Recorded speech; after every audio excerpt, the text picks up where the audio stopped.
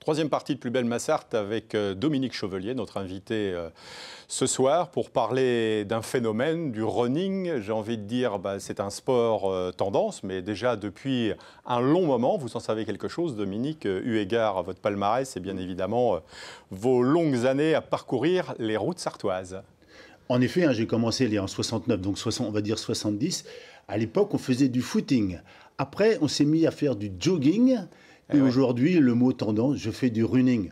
Alors moi, je dis à tout le monde, j'ai fait de la course à pied, quoi. C'est marrant, un peu la terminologie des termes. Tout à l'heure, on parlait du patois, mais voilà. Donc je suis dans la course à pied depuis, hélas, plus d'un demi-siècle. Alors Dominique, ce qui est marrant, c'est que j'ai le souvenir dans une interview il y a quelques années, vous m'aviez dit un jour, quand du côté de la Flèche, puisque vous êtes originaire, j'allais courir dans la campagne sartoise, les gens me traitaient de fainéant. Ouais. C'est quand même chose incroyable. On parle des années 70. Hein. Les années 70, c'était le monde ouvrier, ou alors les paysans, quoi.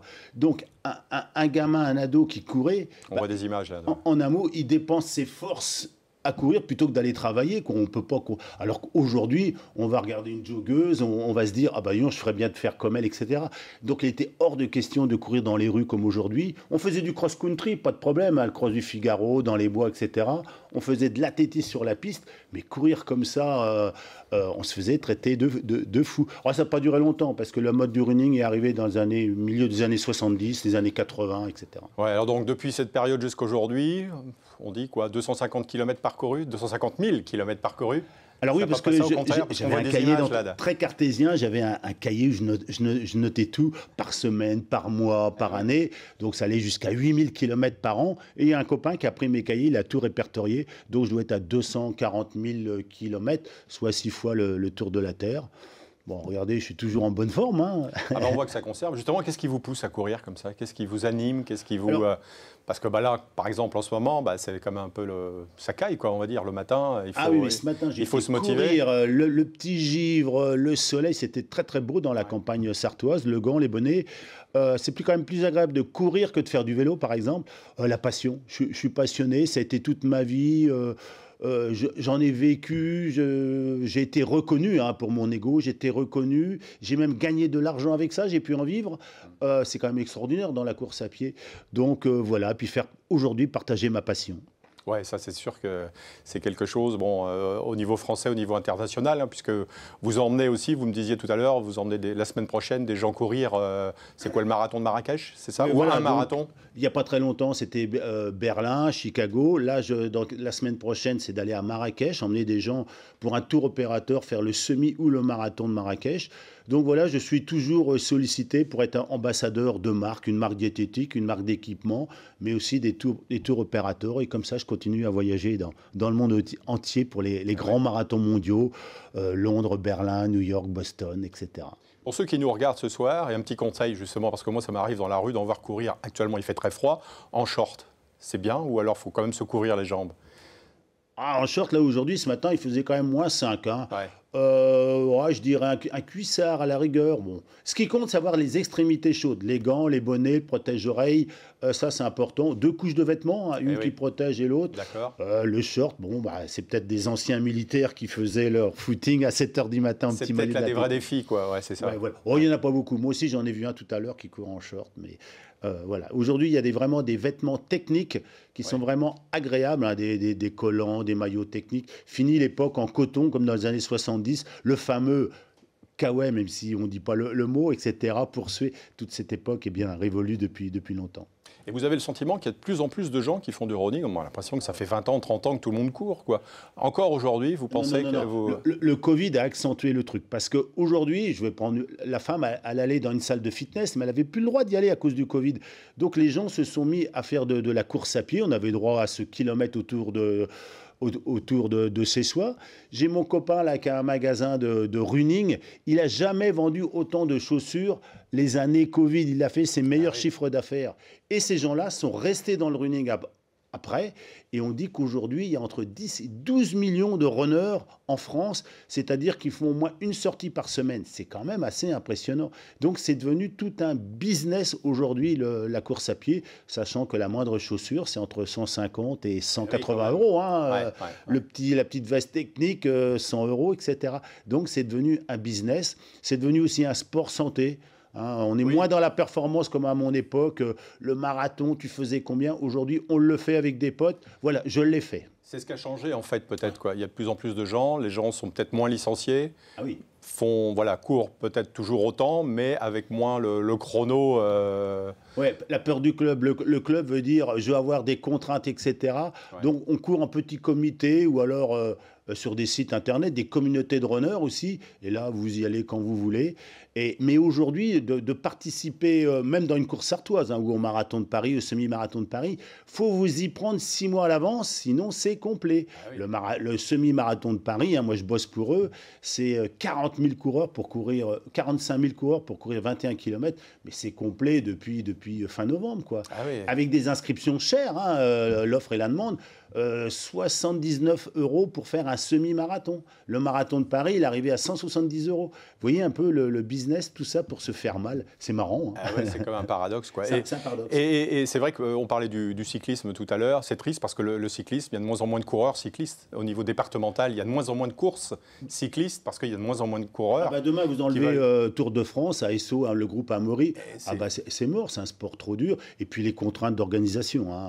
Donc c'est plus facile d'organiser un trail ou un 10 km route à Changé ou à Sargé que d'organiser une course cycliste.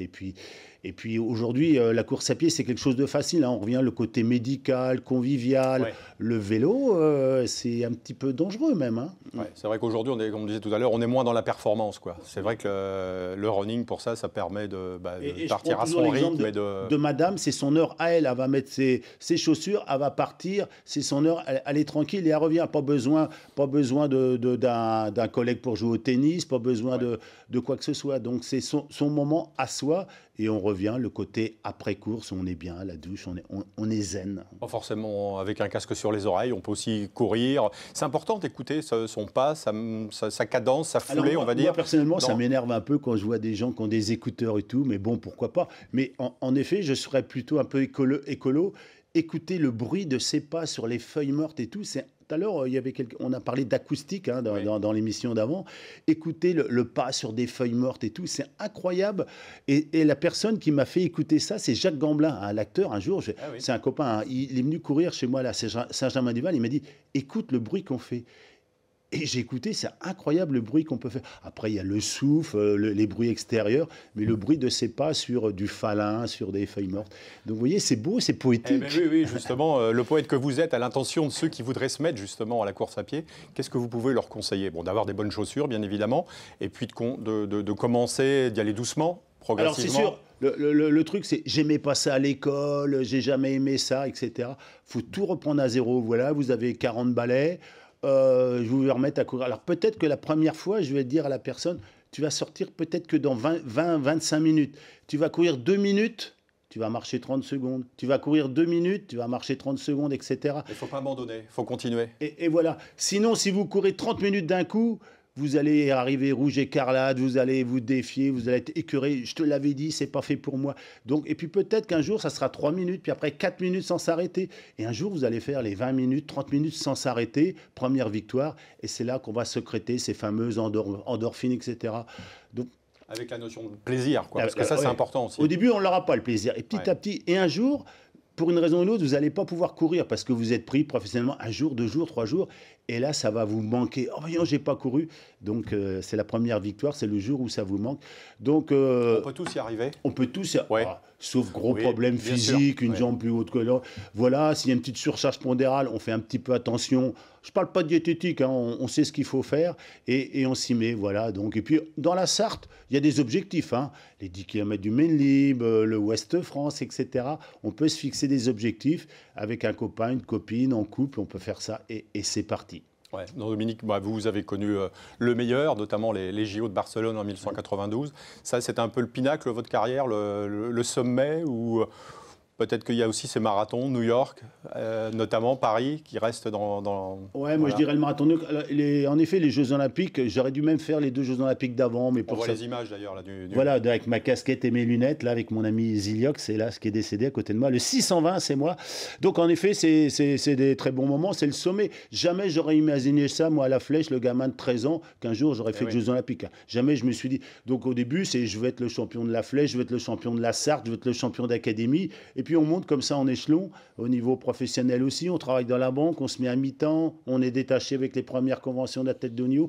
Tout s'est fait progressivement. Ouais. Non, le meilleur souvenir, c'est l'ensemble de ma carrière. En 1, les rencontres humaines. En 2, les voyages.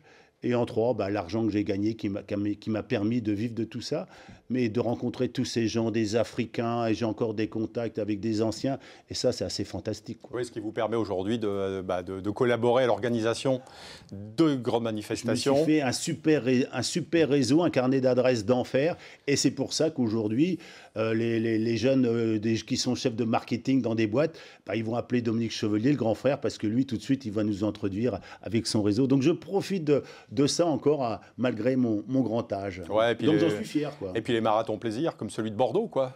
Là aussi, c'est un endroit, ce marathon à Bordeaux, chaque année, qui est organisé. Comment s'appelle-t-il, l'Aquitaine, non? Le marathon du Médoc. Le marathon du Médoc, c'est ça. Ça, c'est le marathon festif. Voilà. Hein, ouais. Ouais. Non, grand souvenir, j'ai fait le marathon olympique pour tous.